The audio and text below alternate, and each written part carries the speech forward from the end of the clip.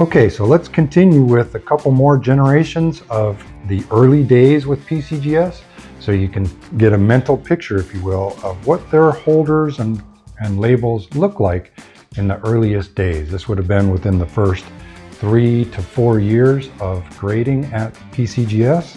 I wanted to start with their very first labels here, the 1.0 white Rattler labels.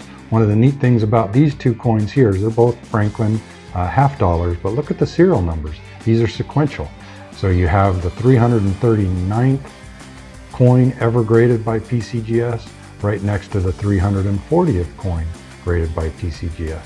Very cool, in a 1.0 white label Rattler holder. That was the first label that they produced. Followed up shortly by 1.2. This label here has a little bit different font, still uses the white non-ribbed label, and they printed up or produced about 1,200 more coins using this printer label combination, and that is 1.1 white Rattler. Now, here are examples of the green ribbed holder, which would be a 1.2 holder here. And here is another example of a 1.2 holder. This one's kind of neat because it's a sample coin. When PCGS first started grading coins, they needed to show examples of their work, so they actually encapsulated sample coins like this dime and gave them out at trade shows. So this is 1.2. This would have been through the years 1986 through September of 1989. Before they switched to this coin. This is a 2.0 PCGS holder. If you notice, look close, it actually has a Rattler holder coin inside of a plastic outer shell casing.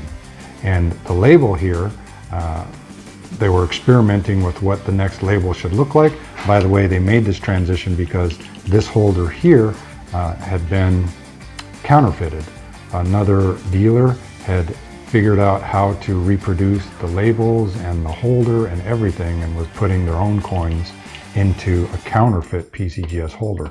So this one here, if you zoom in close, you'll see patterned PCGS in white, followed by a green kind of pattern around it. It looks like an old-fashioned kitchen doily.